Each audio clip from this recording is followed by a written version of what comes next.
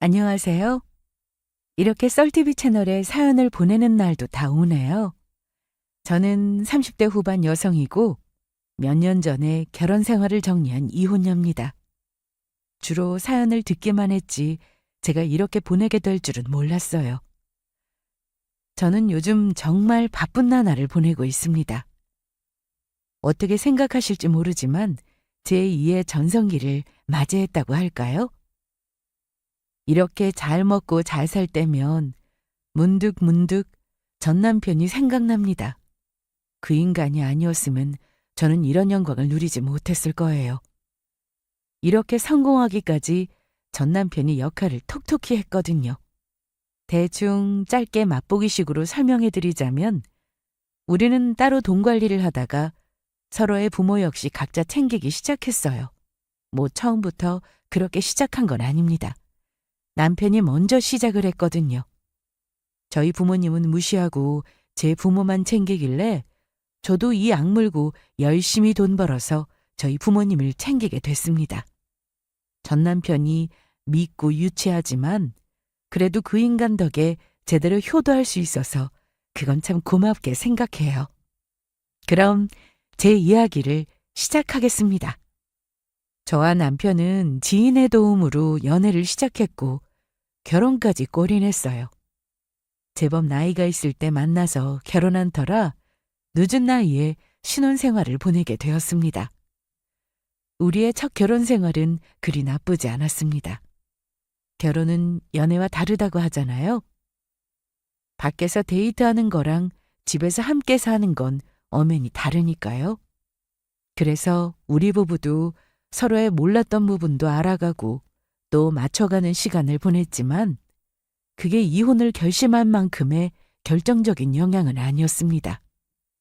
일단 사건의 발단은 남편으로부터 시작됐어요. 우리는 결혼하고 나서 누가 주도권을 잡고 돈 관리를 하기보다는 서로 알아서 자기 돈을 관리하기로 했습니다. 대신 한 달에 얼마씩 생활비를 합쳐서 공동으로 나갈 지출은 그 안에서 해결하기로 했어요. 집으로 나갈 돈, 먹을 거, 함께 쓰는 거, 부모님께 드리는 용돈까지 반반씩 똑같이 부담했습니다. 결혼하기 전에 남편이 그러더라고요. 서로 버는 돈은 각자 관리하는 게 어떻겠냐고요. 대신에 같이 나가야 할 돈은 반반씩 부담하자고 했습니다. 양가 부모님께 나가는 돈 역시 똑같이 반반 부담하자고 했고요. 이때 결혼한 다른 부부들 보면 각자 돈 관리하는 추세더라고요. 솔직히 저는 이 부분에 대해서 큰 반감은 없었습니다. 오히려 서로의 눈치 볼 필요 없이 자기 돈을 알아서 관리할 수 있고 용돈도 자유롭게 쓸 수 있으니까 더 좋다고 생각했습니다. 그래서 그렇게 하자고 서로 합의를 봤죠. 그런데 문제는 뜻하지 않게 터졌어요. 글쎄 남편이 시부모님께 매달 100만 원씩 용돈을 드리고 있었던 걸 알게 됐어요. 어쩌다가 우연히 이 사실을 알게 되었는데 알고 나서 참 어이가 없었어요. 왜냐고요? 결혼하기 전 남편이 먼저 약속하자고 한 말 때문이었습니다. 우리 각자 돈 관리하더라도 양가 부모님께 드리는 돈은 똑같이 정하자. 치사하게 자기 부모만 더 챙기지 말고. 물론 내 부모라서 더 중요하게 생각하는 마음은 있을 거야. 하지만 상대 부모도 내 부모라 마찬가지라 생각하고 잘 챙기는 태도가 필요할 것 같아. 그래야 분란도 없고 가정이 화목한 거 아니겠어? 어때? 그래, 좋아. 그렇게 하자. 혼자 챙기는 거보다 둘이 함께 잘 챙겨드리면 더 좋지 뭐. 분명 남편이 먼저 한 말이었습니다. 본인이 먼저 치사하게 굴지 말고 똑같이 챙겨드리자고 했어요. 저는 그 뜻에 찬성했고요. 나이 어린애도 아니고 먹을 만큼 먹었으니 자신이 한 말은 지킬 줄 알았어요. 이렇게 감쪽같이 제 뒤통수 칠 줄은 전혀 몰랐습니다. 아니, 본인이 먼저 그렇게 말해놓고 왜 약속을 안 지킨 건지 어이가 없었습니다.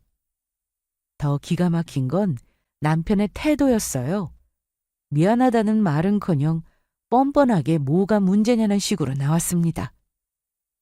당신 나 몰래 시댁에 월 100만 원씩 용돈 드리고 있었더라? 그걸 어떻게 알았어? 지금 그게 중요해? 대체 어떻게 된 거야? 나한테 말 한마디 없이 당신 혼자 왜 그런 거냐고. 뭐든 공평하게 같이 해드리기로 했잖아. 상황이 어쩔 수 없었어. 부모님이 생활하기 힘드시다는데 어떻게 그럼? 자식으로서 도와드려야지. 그리고 내가 매달 용돈 챙겨드리는 거 알았으면 시댁 생활이 어려워서 그렇구나, 어련히 이유가 있어서 그랬겠지 생각하면 되지. 뭘 묻고 그래? 그러면 물어보지도 못해? 어떻게 된 건지 궁금해서 그렇지.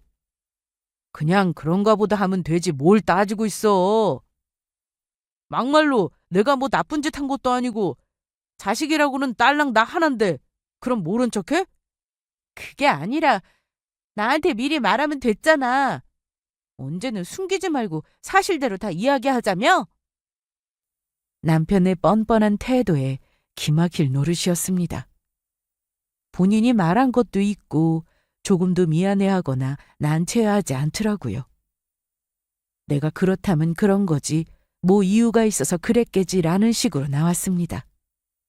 저희 부부는 양가 부모님께 매달 얼마씩 용돈 드리지 않고 특정 행사할 때만 같은 금액의 용돈을 드리기로 약속했어요. 그런데 남편이 먼저 그 약속을 어긴 겁니다. 어이가 없어서 뭐가 이렇게 당당하냐. 먼저 그렇게 하자고 이야기한 사람이 약속 어기고 당당하게 나오는 게 맞냐고 하자 그제야 머쓱한 표정으로 어쩔 수 없었다고 했습니다. 처음부터 인정하고 미안하다고 했으면 됐을 일을 여러 번 같은 말만 반복하고 결국 말다툼 아닌 말다툼으로 감정만 상하게 됐어요. 그런데도 남편은 끝까지 미안하다고 말하지 않았습니다. 상황이 어쩔 수 없어서 그렇게 된 거니까 저더러 이해하라는 식이었어요. 그러고는 뒤에 이런 말을 덧붙였습니다. 앞으로 부모님도 각자 챙기자고요. 그러면서 제게 처갓되게 월 얼마씩 마음대로 용돈을 챙겨드리라고 하더군요. 그렇게 말할 때 남편의 표정을 진짜 여러분이 보셔야 해요. 얼마나 얄미웠는지 모릅니다. 솔직히 남편 벌이도 그렇고 제 벌이도 그렇고 그렇게 수입이 많은 건 아니에요.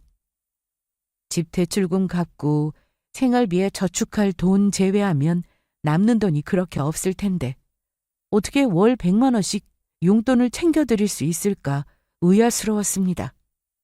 그러다 나중에 알게 됐어요. 남편이 글쎄 승진으로 월급이 조금 올랐더라고요. 그걸 저한테 숨겼던 거고요. 거기다 일을 열심히 했는지 성과금도 두둑히 챙겨받고 아주 살판난 것 같았습니다. 남편이 서로의 부모도 각자 알아서 챙기고 효도하자는 말이 너무도 치사하고 얄밉게 느껴졌어요. 아니 그렇잖아요. 공평하게 같이 챙겨드리고 효도하자고 할 때는 언제고 본인만 쏙 빠져나가는 게 너무도 괘씸했습니다. 본인이 저보다 잘 버니까 효도 역시 따로 하려는 심보가 정말 얄미웠어요. 이때 남편이랑 이 문제로 많이 다투며 싸웠습니다. 이렇게 혼자 마음대로 할 거면 약속은 뭐하러 했냐, 이랬다가 저랬다가 지금 뭐 하는 거냐. 같이 챙기자고 할 때는 언제고 돈 많이 번다고 따로 하자는 거냐. 정말 치사하다 등등. 남편한테 서운한 감정을 다 내비쳤습니다. 이때 남편이 결정적으로 저를 도발하게 한 말이 하나 있는 게 그게 뭐였는지 아세요? 생각이 바뀌었어. 처음에는 같이 챙기려고 했는데 당신 지금 일도 못하고 집에서 쉬고 있잖아. 다시 일할 동안 내가 번 돈으로 다 책임져야 하는데 그럼 우리 부모님은 무슨 죄야? 우리 부모님만 손해보는 거잖아. 난 더 챙겨드리고 싶은데 당신한테 맞추려면 어떻게 못하니까. 미리 말 못한 건 조금 그런데 어쩔 수 없었어. 말하기는 뭐했거든. 아무튼 이렇게 된 거 앞으로 각자 챙기자고. 그리고 그렇게 화나고 억울하면 얼른 취업해서 열심히 돈 벌면 되잖아. 부모님 효도도 제 능력껏 하는 거야. 돈 많이 벌어서 장인 장모님 호강시켜드려. 그러면 되겠네. 이 말을 딱 듣는 순간 제 안에 무언가 꿈틀거리는 게 느껴졌습니다. 지렁이도 밟으면 꿈틀거린다는 말 아시죠? 제가 딱 그러했어요. 사실 이때 저는 일을 쉬고 집에서 잠시 쉬는 중이었습니다. 왜냐하면 일하던 회사가 어려워지면서 재택근무로 돌리더니 급기야는 근무 시간을 줄이고 월급을 조금만 주더라고요. 원래 버는 금액도 그렇게 높은 수준이 아니었는데 여기서 더 줄이니까 정말 죽을 맛이었습니다. 그래서 일을 그만두고 다른 곳으로 이직할 준비를 하고 있었어요. 여러 군데 이력서를 넣고 기다리는데 좀처럼 연락이 오지 않았습니다. 기존에 받던 금액보다 더 적은 곳에서만 일해보자고 연락이 오니까 그것도 싫더라고요. 조금만 더 기다리면서 좋은 곳에 자리 나면 이력서 넣고 기다려보자 이러기를 반복했죠. 그렇다 보니 남편 입장에서는 본인이 버는 돈으로 저까지 책임져야 한다는 부담으로 다가왔나 봅니다. 저는 남편이 이렇게 생각하는 줄 꿈에도 몰랐어요. 그런 거면 그렇다고 솔직하게 이야기해주면 되는데 차마 말하기에는 조금 그렇다 싶었는지 혼자서 생각한 모양이더라고요. 그러면서 본인만 버니까 그 돈을 마음대로 사용해도 된다고 생각했던 거고요. 남편의 마음은 어느 정도 이해하지만 그래도 내게 말해야 했던 거 아닌가 이런 서운함이 앞섰습니다. 하지만 남편은 계속해서 제 속을 긁어댔어요. 앞으로 본인 부모는 각자 알아서 챙기자니 벌이도 없는 제게 그게 할 말인가요? 앞으로는 본인 부모한테 월 100만 원씩 드려야 하니까 저희 부모님 앞으로 들어가는 돈은 일절 없다고 저더러 알아서 하라는 식으로 말했습니다. 그 말을 들으니까 열이 확 받더라고요. 더 치사한 건 뭔지 아세요? 제가 일을 쉬면서 공동으로 들어가는 돈을 못 내고 있으니까 나중에 그걸 다 내놓으라고 했습니다. 공평하게 해야 하지 않냐고요. 우선은 본인 돈으로 해결할 테니 나중에 직장 생기면 매달 얼마씩 추가로 더 내놓으라고 했어요. 진짜 치사하죠? 우리가 남도 아니고 부부인데. 만약 남편이 제 입장이었으면 저는 그렇게 말 안 하고 이해해 줬을 겁니다. 아무튼 남편이 저딴 식으로 말하니까 약이 바짝 오르면서 그래, 어디 한번 보여주자 라는 마음이 들었어요. 저는 본인처럼 못할 줄 알고 그런 식으로 말하는 것 같았습니다. 나도 한다면 하는 사람이라는 걸 보여주고 싶었죠. 하지만 마음을 먹으면 뭐 하나요? 현실은 그렇지 않은데. 말씀드렸다시피 이때 제 벌이는 없는 상태였어요. 남편처럼 성과금이 있는 것도 아니고 수입이 없는데 뭘 어떻게 할 수 있나. 제가 할 수 있는 거라고는 그나마 쥐고 있는 퇴직금을 최대한 덜 쓰면서 아끼는 것뿐이었습니다. 그래서 몇 날 며칠을 진지하게 고민했어요. 어떻게 하면 이 상황을 돌파할 수 있을까 하고 말이죠. 저는 이때 도끼로 꽉 차 있었습니다. 저를 약올리고 무시한 남편에게 정말 제대로 한번 보여주고 싶더라고요. 솔직히 이 일로 남편이랑 말다툼하면서 감정이 상할 대로 상한 상태였어요. 어이없는 건 둘째치고 엄청 치사스러웠거든요. 제대로 인정하기는커녕 사과조차 하지 않아서 날이 갈수록 괘씸함이 커져갔습니다. 하지만 이런 일로 이혼까지는 생각하지 않았어요. 결혼한 지 몇 달 안 된 시점이었고 이런 일로 이혼하기에는 그간 들인 돈이며 치른 일들이 아깝더라고요. 그래서 이혼보다는 보란듯이 잘된 모습을 보여주고 싶었습니다. 고민 끝에 다른 직업을 갖기로 마음먹었어요. 지금으로서는 더 나은 곳으로 들어가기에 무리가 있어 보였습니다. 그래서 자격증을 따고 다른 일을 도전해보자 마음먹었죠.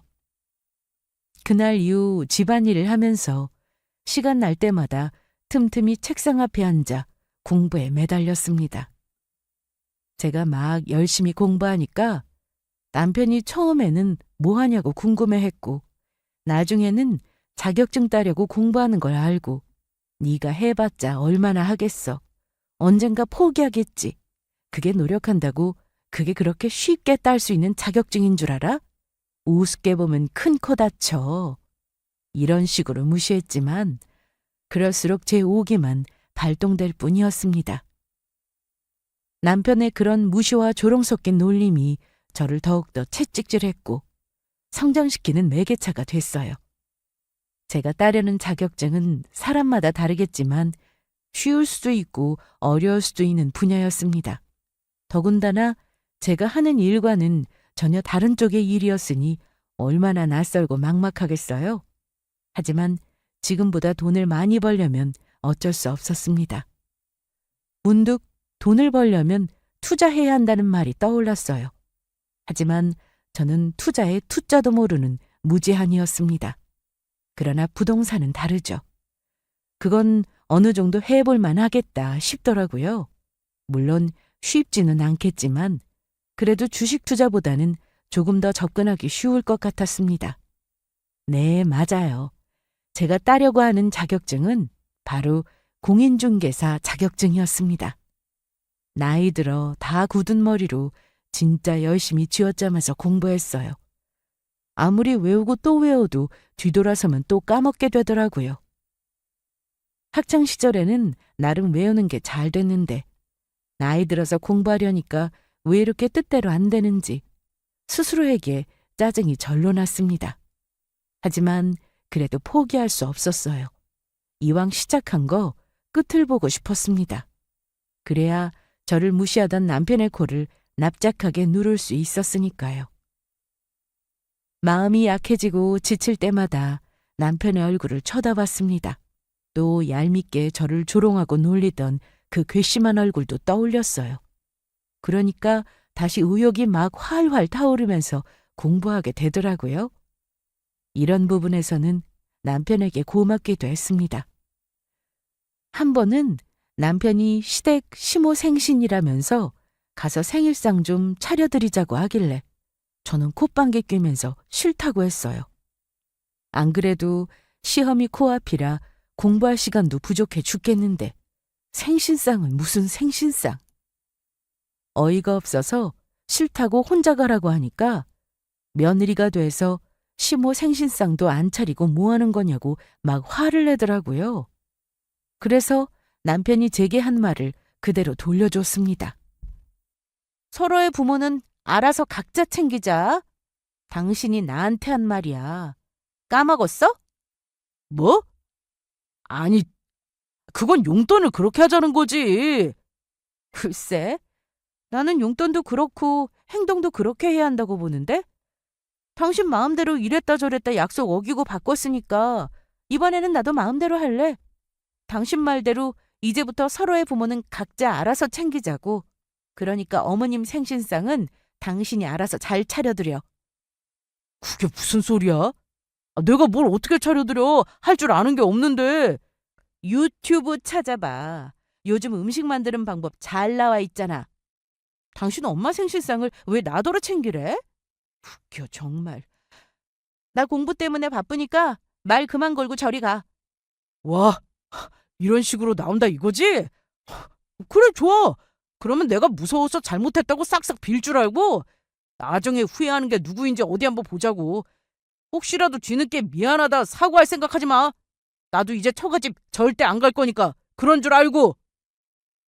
시모의 생신을 축하하러 안 가고 생신상도 안 차린다고 하니까 남편이 바짝 열받아서 씩씩거렸습니다. 자기가 먼저 치사하게 군 건 생각 안 하고 본인도 앞으로 처가에 발도 안 들일 거라고 큰 소리 치더라고요. 그래서 그러라고 했습니다. 치사하게 용돈 따로 챙겨드리자고 해놓고 시모 생신상 차려주기를 바라다니요. 뭐 저런 게 다 있나 싶고 너무 괘씸해서 앞으로 모든 걸 다 각자 알아서 하자고 확실하게 선 그어버렸습니다.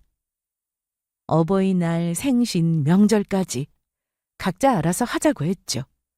오히려 저는 이게 더 편하고 좋습니다. 솔직히 본인은 우리 집에 오면 손님 대접받고 편하게 쉬지만 저는 그렇지 않잖아요. 시댁 가면 쉬기는커녕 몸이 10개라도 부족할 지경입니다. 그런 걸 고맙게 여기지는 못할 망정 어디서 각자 하자는 소리를 해대는지. 그래서 똑같이 갚아줬어요. 안 그래도 시험 준비로 정신없던 터라 챙겨드리기 싫기도 했고 남편은 우리 부모님께 소홀한데 왜 나는 생신상을 차려드려야 하나 말이 안 되잖아요. 그렇게 우리는 각자 부모를 정말 알아서 챙기게 됐습니다. 그리고 저는 열심히 공부하고 또 공부하며 노력한 끝에 당당히 공인중개사 자격증을 취득하게 되었죠. 그 사실을 남편에게 일절 말하지 않았습니다. 첫 술에 배부를 수 있나요? 나중에 더 성공해서 보란듯이 잘 나가는 모습을 보여주고 싶었거든요. 제가 자격증 딴 줄도 모르고 며칠 동안 공부하는 모습이 보이질 않자 남편은 그러면 그렇지 제법 오래 공부한다 싶었는데 결국 포기한 거냐. 내가 이럴 줄 알았다. 공부한다고 사들인 책이 아깝다라며 다시금 저를 도발했지만 이번에는 가소롭다는 듯 여유롭게 웃으며 별다른 대꾸를 하지 않았어요. 진짜 시작은 이제부터니까요. 막상 자격증을 땄지만 이걸 어떻게 좋은 쪽으로 휘둘러야 할지 막막했습니다. 그러다 제 인생에서 아주 귀한 귀인을 만나게 됐어요. 바로 저희 부모님이 소개해 주신 분이었죠. 그분은 저희 아빠의 친한 친구분이셨는데 저처럼 공인중개사로 일하셨어요. 또 부동산 투자에 눈이 밝으신 분이셨죠. 제가 이렇게 저렇게 해서 자격증을 취득했고 이쪽으로 일을 배워보고 싶다고 하니까 아빠가 마침 친한 친구 중에 그쪽 일을 하는 친구가 있다면서 밑에서 배워보라고 부탁하신 모양이더라고요. 덕분에 저는 그분 밑에서 많은 것들을 배웠습니다. 하던 일을 정리하고 퇴직금으로 작은 부동산 투자를 시작했어요. 그분의 가르침을 받으면서요. 그분은 재개발 가능성이 높은 곳을 잘 파악하셨고 또 법원 경매로 나온 집을 괜찮은 가격에 낙찰받아서 여러 채를 소유하고 계셨어요. 그걸로 세를 놓고 제법 쏠쏠하게 돈을 챙기고 있다고 하셨죠. 나중에는 하던 일을 그만두고 편하게 쉴 계획이라며 그 전에 제게 알고 있는 걸 다 전수해주겠다고 하셨습니다. 넘겨줄 자식도 없고 그래서 저한테 다 알려줘도 하나도 아깝지 않다고 하셨죠. 그렇게 저는 정말 좋은 가르침을 받고 성장할 수 있었어요. 처음에는 실수도 많이 하고 버벅거렸지만 차근차근 한 단계씩 밟아가며 배우다 보니 어느새 제 것이 되어 있는 것들이 꽤 많아졌습니다.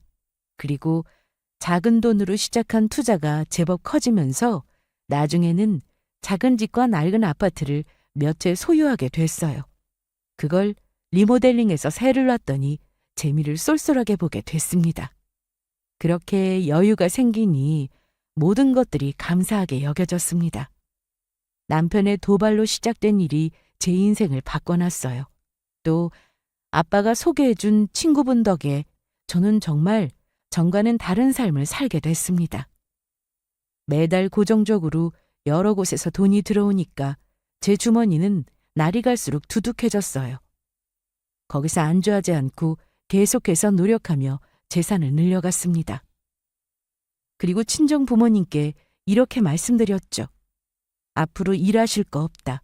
매달 200만 원씩 용돈을 챙겨드리겠다고 말이죠. 부모님은 곧 퇴직을 앞둔 상태였는데 그만두면 뭐하냐고 조금 더 벌고자 월급을 깎으면서까지 계속 일을 다니셨어요. 그게 내내 안타까웠는데 이제는 제게 그만한 능력이 있으니 당당히 그만두시라고 말씀드렸습니다. 원래는 일을 그만두시고 연금 받으면서 생활하시려고 했어요. 퇴직금으로 작게 가게 하나를 차릴까도 고민하셨죠. 저는 그럴 것 없다고 하고 퇴직금으로 여행 다니시면서 재미있게 두 분을 위해서 사용하시라고 했고 생활비로 매달 200만 원씩 용돈을 챙겨드리겠다고 했습니다. 그러자 정말 그래도 되냐고 하시면서 한편으로는 무척이나 좋아하시더라고요. 젊은 나이부터 고생하시며 일만 하셨는데 자식된 입장으로 계속 일하는 걸 좋아할 리 없죠. 더군다나 저는 예전에 제가 아니잖아요. 이날 이후 용돈을 챙겨드리며 부모님의 행복한 노후를 응원했습니다. 이때까지도 남편은 제게 어떠한 변화가 생겼는지 전혀 알지 못했어요. 슬슬 눈치채는 것 같은데 제가 솔직하게 말을 안 하니 답답한 눈치인 것 같았습니다. 당신 요즘 뭐 좋은 일 있어? 왜? 좋은 일 있는 것 같아? 아니, 뭔가 분위기가 달라져서 하고 다니는 행색도 예전이랑 다르기도 하고 보니까 못 보던 옷이랑 가방도 몇 개 생겼던데? 마음에 들어서 몇 개 샀어. 무슨 돈으로? 아니, 그렇잖아. 저거 죄다 명품이던데 당신이 무슨 돈이 있어서 저렇게 비싼 걸 여러 개씩 사? 벌이가 어느 정도인지 뻔히 아는데. 당신 솔직하게 말해봐. 나 몰래 뭐 있는 거지? 그렇지? 혹시 복권이라도 당첨됐어? 그래? 그렇다면? 뭐? 정말이야? 정말 복권이라도 당첨됐어?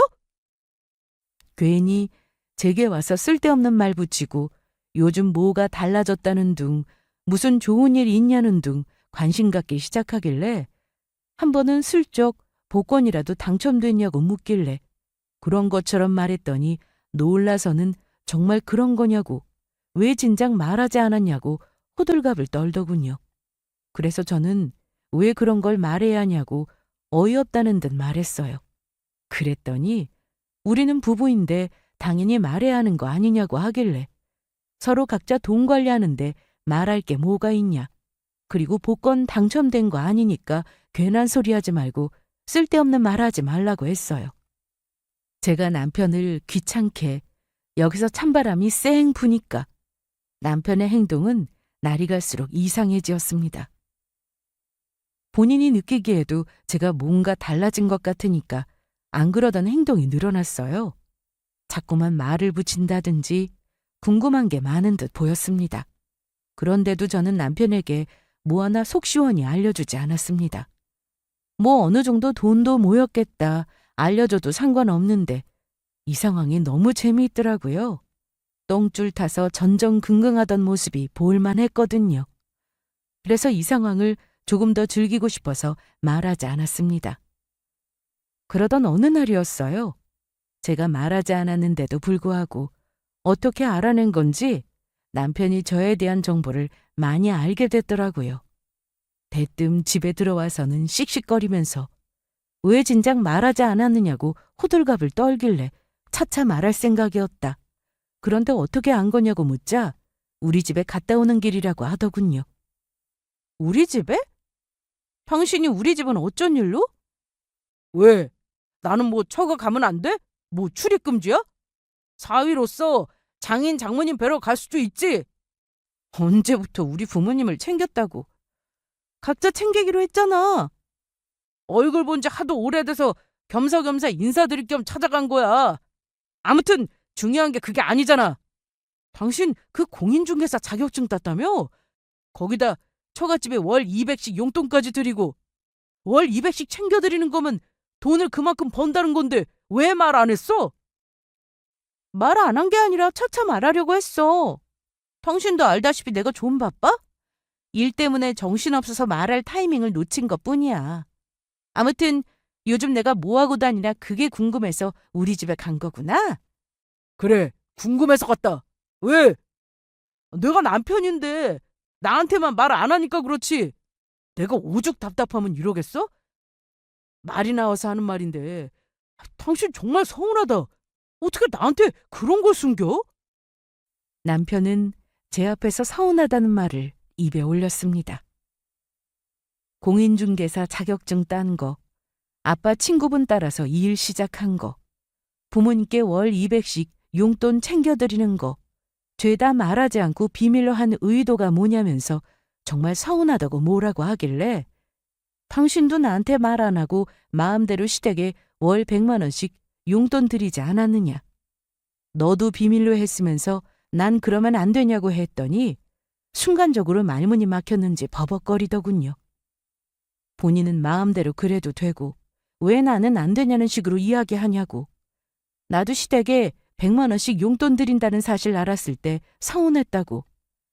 역지사지가 되어보니 이제 내 기분을 이해하겠냐고.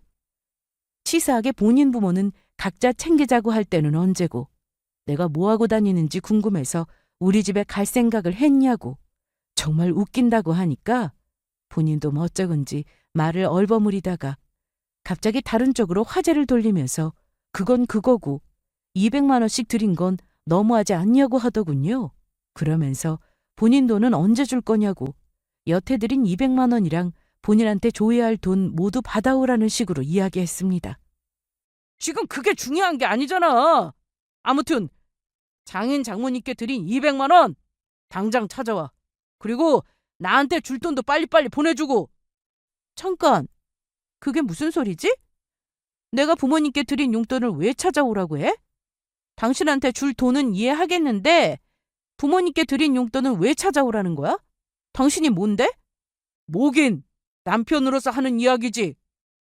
앞서 드린 이야기지만 제가 일 그만두고 집에서 쉴 때 남편은 혼자 독박으로 생계 책임지는 거 나중에 다 받아낼 거라고 했습니다. 그래서 더럽고 치사해서 남편한테 줄 생각이었어요. 하지만 부모님 용돈은 다른 이야기입니다. 쥐가 뭔데 그걸 달라고 하는지. 그것도 당당하게요. 어이가 없어서 뭐라고 했더니 남편의 논리는 이러했어요. 제가 집에서 놀 때 본인 혼자 힘들게 벌어서 먹여 살렸으니 저한테 들어간 돈은 당연히 줘야 하는 거고 부모님께 드린 용돈도 어찌 보면 부부 공동재산이니까 당연히 돌려받아야 하는 거 아니냐고 했습니다.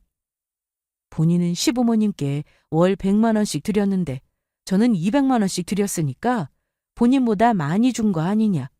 너무 많다는 소리를 해대다가 나중에는 집 대출금이며 뭐며 빨리 갚을 생각이 없냐고. 중요한 게 뭔지 모르냐. 돈 많이 벌 때 이런 것부터 빨리 처리해야 하는 거 아니냐는 식으로 이야기하더라고요. 딱 보니까 앞두서 없이 생각나는 대로 말하는 것 같았습니다. 솔직히 말해서 남편도 친정 부모님께 드린 돈 받아내야 하는 이유, 그렇다 할 내세울 이유가 없었던 거예요.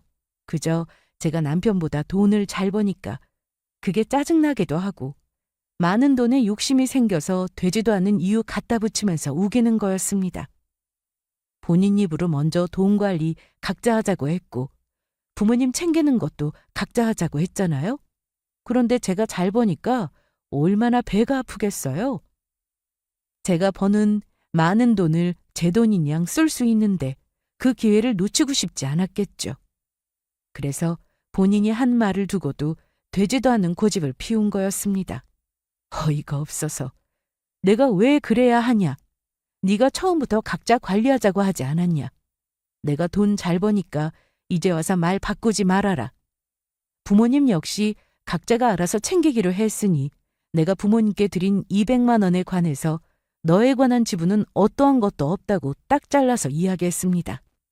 그랬더니 그때는 우리 둘 벌이가 고만고만하니까 그랬던 거고 지금은 상황이 달라지지 않았냐면서 또 본인이 뱉은 약속을 바꾸려고 들길래 약속은 손바닥 뒤집듯 그런 식으로 바꾸는 게 아니라고 했습니다. 그렇게 마음대로 할 거면 나도 이제부터 마음대로 할 거라고 했어요. 그랬더니 말문이 턱 막혔는지 더 이상 뭐라고 하지는 못하고 잔뜩 심술난 얼굴로 씩씩거리기만 할 뿐이었습니다. 솔직히 제 말이 맞잖아요. 본인이 생각해도 제 말이 틀린 게 아니니까 반박할 건더기가 없었을 거예요. 더 할 말 없는 것 같아서 상황을 마무리하고자 내가 쉴 때 도움받은 건 바로 입금하겠다고 했습니다. 그랬더니 자존심이 상했는지 또 본인이 생각한 건 이게 아닌데 이렇게 끝나서 그런지 최후의 수단으로 이혼 이야기를 꺼내더군요. 본인이 생각하기에 이게 효과가 있는 방법이라 생각한 듯 싶었습니다. 이런 식으로 나온다 이거지. 그럼 나도 다 생각 있어. 남편 말 안 듣고 당신 혼자 이런 식으로 나오면 결혼 생활 유지 못해. 그래서? 이혼이라도 하자고? 못할 거 없지. 이혼하면서 당신한테 받아내야 할 거 다 받아낼 거야. 혼인 파탄의 책임이 전적으로 당신한테 있으니까. 내가 부모님께 용돈 드렸을 땐 서로 벌이가 어느 정도인지 다 아는 상황이었고, 당신이 집에서 쉴 때 나 혼자 먹여 살렸어. 그런데 당신은 나랑 다르지. 당신 앞으로 아파트가 몇 채라며? 빌라까지 엄청 많다던데. 이건 너무한 거 아니야? 어떻게 그 많은 재산을 말도 안 하고 숨길 수가 있어? 내가 진짜 너무 실망스러워서 당장 이혼하고 싶은데, 그래도 그동안 같이 산 정이 있어서 딱 한 번만 눈 감아줄게. 그러니까 장인 장모님께 드린 용돈 도로 받아와. 안 그러면 확 쫓아낼 거야. 이 집 살 때 내가 더 많이 보탠 거 알지? 내 쪽에서 대출한도 많이 떨어져서 얻은 거잖아. 그러니까 당신은 이 집에 대한 권리 없어. 선택해. 내 말대로 받아올 건지 아니면 이 집을 나갈 건지. 남편이 생각한 최후의 방법이 이혼이라.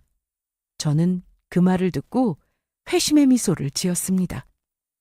이혼 소리 들으면 누가 무서워서 벌벌 떨 줄 알았나 봐요. 처음에는 이혼 생각을 크게 하지 않았는데 남편이랑 살면 살수록 생각이 달라졌습니다. 알고 보니 그때 남편한테 실망을 많이 한 터라 조금씩 정이 떨어지더라고요. 거기다 제 능력이 달라졌어요. 능력 있겠다, 잘 나가겠다. 돈도 많은데 더 이상 이런 놈이랑 같이 살 이유 있나요? 안 그래도 차차 이혼해야겠다고 생각하던 중이었습니다. 다만 일이 바빠서 귀찮았을 뿐이었죠. 저보다 급도 안 되면서 감히 이혼이라는 말을 입에 올리다니. 기가 찼지만 오냐. 네가 그렇게 이혼을 원한다면 하루빨리 이혼해주지 라는 마음이 들면서 저는 미소 지은 채로 짐을 챙겼어요. 사는 집에 제 돈도 들어갔고 대출금도 같이 갚아서 제 몫도 있지만 크게 중요하지 않았습니다. 어차피 이혼할 때 분할할 건 다 분할하니까 상관없었어요. 그래서 조용히 짐을 챙겨서 나가려고 하니까 정말 이혼할 생각이냐고, 그깟 돈이 뭐라고 본인을 포기하는 거냐고 또다시 화를 내더라고요. 혼자 북치고 장구치고 길길이 화내니까 꼭 미친 사람 같았습니다. 더 이상 엮이기 싫고 말도 섞기 싫어서 무시한 채로 짐을 챙겼는데 그렇게 나가고 싶으면 나가라고 얼른 내 집에서 나가라면서 아예 등까지 떠밀더군요. 자칫하면 남편과 몸싸움으로 크게 번질 뻔했습니다. 아무튼 저는 제 짐을 챙겨서 나갔고 남편은 다시는 들어올 생각하지 말라고 도어락 비밀번호 바꿀 거라고 고래고래 소리치면서 문을 쾅 닫았어요. 저는 바로 짐을 챙겨서 친정으로 향했고 놀란 부모님께 자초지정을 설명했습니다. 사실 창피해서 그간 있었던 일을 이야기하지 않았어요.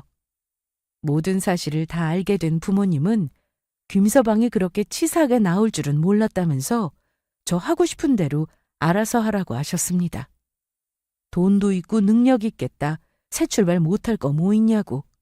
이참에 정리하고 더 좋은 사람 만나라고 하시더군요. 결혼하고 나서 사위 노릇 한번 제대로 한 적도 없으면서 뭐 잘났다고 감히 그딴 말과 행동을 하냐며 괘씸하게 여기셨습니다. 아무리 사위가 100년 손님이라고 해도 본인들의 귀한 딸을 속상하게 하면 믿기 마련이죠. 어차피 이혼하기로 마음먹은 거 쇳불도 단김에 빼랬다고 속도를 붙여 이혼 준비를 시작했습니다. 능력 좋은 변호사를 만나 이혼 상담을 받았고 어떻게 하면 좋을지 여러 조언을 얻었어요. 어차피 제가 그렇게 큰 잘못을 한 것도 없고 본인 파탄의 책임이 제게 있다고 볼 수는 없기 때문에 손해보는 이유는 없을 거라고 생각했어요. 상담을 받아보니 역시나 제 예상이 맞더군요. 이 사실을 곧 남편도 알게 되겠지만 이혼하면서 마지막을 화려하게 장식하고 싶었습니다. 뭔가 강한 한 방을 선물로 주고 싶었거든요. 그래서 뭐가 좋을까 고민하다가 아주 기가 막힌 생각이 떠올랐어요. 저는 화려한 옷을 골라 입고 비싼 가방까지 맸습니다. 그리고 우아한 걸음으로 남편이 일하는 곳으로 들어갔어요. 남편은 외제차 매장에서 딜러로 일했습니다. 지금은 승진해서 전보다 직급은 높았지만 그래도 여전히 자동차 매장에서 근무 중이었죠. 제가 매장 안으로 들어가자 저를 맞이하는 남편의 얼굴이 딱 보였습니다. 선글라스까지 딱 끼고 엄청 힘을 주니까 처음에는 저를 몰라보더라고요. 어떻게 오셨냐, 차 보러 오셨냐고 친근하게 묻길래 아무 말 없이 선글라스를 벗으니까 싱글싱글 웃던 미소를 싹 거두면서 여긴 왜 왔냐고 순식간에 태도를 바꿨습니다. 그러더니 혼자 또 북치고 장구치고 김칫국까지 장독제 들이마시기 시작했어요. 뭐야, 여긴 왜 왔어? 하! 설마 나 설득하려고 온 거야? 이거 봐.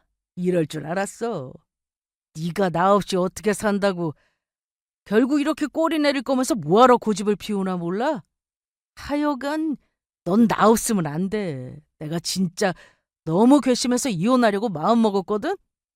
그런데 네가 이렇게 잘못했다고 용서 구하러 왔으니 너그러운 마음으로 한 번만 용서해줄게. 그러니까 정식으로 사과해. 나 무시하고 그동안 비밀로 했던 것들, 장인 장모님께 월 200만 원씩 용돈 드렸던 거, 잘못했다고 인정하지 않고 고집 피운 것까지 싹 다. 그리고 앞으로 다시는 이런 행동 하지 않겠다는 약속도. 그럼 다시 받아줄게. 네가 아무리 부동산으로 돈 좀 벌었다고 해도 그게 뭐 얼마나 되겠어? 맨 허름한 아파트 몇 채 가지고 있어봐야 뭐해. 아무리 그래도 남편 그늘 밑에 있는 게 제일 좋은 법이야. 너 생각 잘해야 해. 지금 자존심 부리고 막 그럴 때 아니다. 떡 줄 사람은 생각도 하지 않는데 혼자 아주 신났더라고요. 저는 남편에게 사과하러 온 게 아닙니다. 제가 여기 온 이유는 딱 하나예요. 자동차 매장에 뭐하러 왔겠어요? 차 사러 왔지. 우아하게 선글라스를 정리하면서 남편을 보고 딱 이렇게 말했어요. 뭐래? 시끄러워. 차 보러 왔는데 뭔 말이 이렇게 많아? 저기 비켜줄래? 내가 좀 바쁘거든. 뭐? 차 보러 왔다고? 날 보러 온 게 아니라? 내가 널 왜 봐? 뭐 볼 거 있다고. 나 여기 차 사러 온 거야. 너 일 안 하니? 고객이 차를 산다는데 뭐라고 혼자 주저리 떠들고 있어. 차 보러 와서 별꼴을 다 보네. 그래도 일은 잘하겠지 싶어서 왔는데 너는 여기서도 형편없구나. 됐어. 기분 나빠서 다른 딜러한테 사야겠다. 이때 매장에 다른 딜러들도 여러 명 있었거든요. 제가 다른 딜러를 부르자 눈치 보던 한 사람이 다가왔고 저는 그 사람에게 최고급 외제차를 계약했어요. 그 사람에게 설명을 듣고 차를 보면서 누구와 달리 일을 참 잘한다고 일부러 들으라고 큰 소리로 말했습니다. 남편은 차마 제 옆에 오지는 못하고 그렇다고 어디 가지도 못한 채 망연자실한 얼굴로 저를 쳐다볼 뿐이었어요. 그러거나 말거나 눈길 한 번 주지 않고 할부 그딴 거 없이 바로 일시불로 결제했습니다. 제가 나가자 매장 안에 있던 모든 딜러들이 90도로 인사하며 깍듯하게 대하더라고요. 남편은 계속 황당한 채로 서 있었고요. 그날 밤 남편이 술 냄새를 풍기며 저희 친정집으로 찾아왔습니다. 예상치 못한 남편의 등장에 저뿐만 아니라 저희 부모님 역시 눈살을 찌푸리셨어요.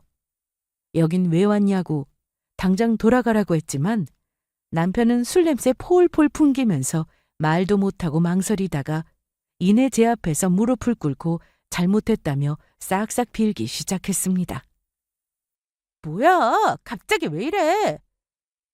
당신한테 미안하다고 용서 구하고 싶어. 내가 서운하게 한 것들, 잘못한 모든 부분들 다 사과할게. 내가 잘못했어.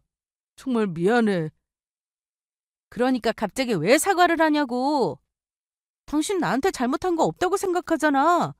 오히려 잘못은 내가 했다고 뻔뻔하게 사과하라고 했고. 그런데 갑자기 무릎 꿇고 용서를 구한다고? 당신 미쳤어? 술 먹고 정신줄 놓은 거야? 그게 아니라 오늘 당신 보고 많은 걸 깨달았어. 당신이 정말 귀한 사람인 줄도 모르고 내가 소중하게 대하지 않았구나. 후회스럽더라고. 나 당신 없으면 안 돼. 당신도 잘 알잖아. 내가 당신을 얼마나 사랑하는지. 이혼? 그거 홧김에 해본 소리야. 이혼하자고 하면 당신이 겁먹을 줄 알고 한 소리라고. 너 당신이랑 이혼할 생각 없어. 남편은 애초에 이혼이고 뭐고 그런 생각을 아예 한 적이 없다고 했습니다. 홧김에 실수로 뱉은 말이었고 저를 겁주고 자극하려면 이혼을 입에 올릴 수밖에 없었다고 했어요. 이혼이 최고의 방어라고 생각했다더라고요. 이혼이라고 말하면 제가 주춤하고 한 발 물러설 줄 알았답니다. 혹시라도 정말 이혼하겠다고 하면 어쩌나 발을 동동 굴렀다고 했어요. 그리고 이날 제가 남편에게 한 방 먹이려고 차를 사러 갔을 때 그때 제가 어느 정도 능력 있는 사람인지 새삼 느끼게 되었다더군요. 싸워서 감정이 상한 와중에 우리 아내가 이렇게 능력 있고 멋진 사람이었나 싶고 다시 한번 심장이 두근거리는 기분을 느꼈대요. 진짜 이 말 듣는데 속이 끓다 못해 넘쳤습니다. 웃기고 앉아있네라는 말과 함께 입에서 5만 가지 욕이 분수처럼 터졌어요. 또다시 반하기를 개뿔. 돈 많은 저를 놓치기 아까웠던 거겠죠. 그 시커먼 속내가 너무도 잘 느껴지니까 짜증나 미쳐버릴 것만 같았습니다. 그래서 어디서 개수작이냐고. 네 검은 속이 다 티나는데 이제 와서 사과해봤자 무슨 소용이냐고. 네가 백날 첫날 내 앞에서 무릎 꿇고 싹싹 빌어도 너랑 이혼할 거라고 했습니다. 그러자 제 바짓가랑이를 붙잡고 제발 한 번만 봐달라고. 그동안 괜한 자존심에 고집부린 거 잘못했다고 울고불고 아주 쌩 난리를 쳐댔어요. 덕분에 주변 이웃들까지 나와서 구경했다니까요.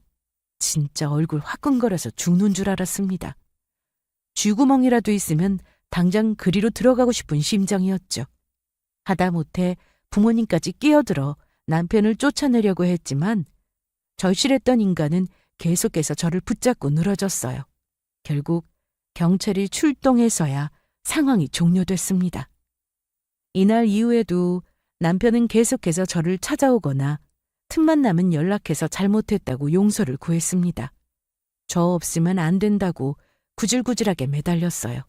그러면서 그 자존심 강한 인간이 앞으로 절대 까불지 않겠다. 무조건 제가 하라는 대로 제 말 잘 듣고 살겠다고 각서까지 써서 찾아왔습니다. 그런다고 달라질 건 없는데 말이죠. 이렇게 구질구질하게 매달리니까 남아있던 미운 정마저 몽땅 사라지더라고요. 덕분에 감정 정리가 손쉽게 끝났습니다. 저는 이혼을 밀어붙였고 남편은 안 된다면서 끝까지 매달리고 붙잡았어요. 이혼만은 절대 안 된다고 고집 피웠지만 소송으로 진행되니 더 이상 버티지 못하고 이혼에 응해졌습니다. 그렇게 우리는 이혼했고 남편은 닭 쫓던 개신세가 되었어요. 이혼한 후에도 한동안 저를 찾아와 매달리고 귀찮게 했지만 아빠랑 엄마가 한 번만 더 찾아오면 가만두지 않겠다고 강하게 나가시자 무서워서인지 더 이상 찾아오지 않았습니다. 연락처도 차단해서 저랑 연락할 길도 없었고요. 부모님은 혹시나 그놈이 술 먹고 해코지 할지 모른다며 이사까지 가자고 하셨습니다. 그래서 지금은 다른 곳으로 이사한 상태고 더 이상 전 남편과 얽혀있지 않아요. 어떻게 지내는지는 모르지만 저와 이혼한 걸 평생의 한으로 후회로 남을 겁니다. 반면에 저는 이혼을 새로운 출발로 여기고 제2의 전성기를 마음껏 누리고 있어요. 이제 전 남편 따위는 있고 더 좋은 사람 만나서 행복한 가정을 꾸리고 싶네요. 그럼 지금까지 저의 긴 사연을 들어주셔서 감사합니다.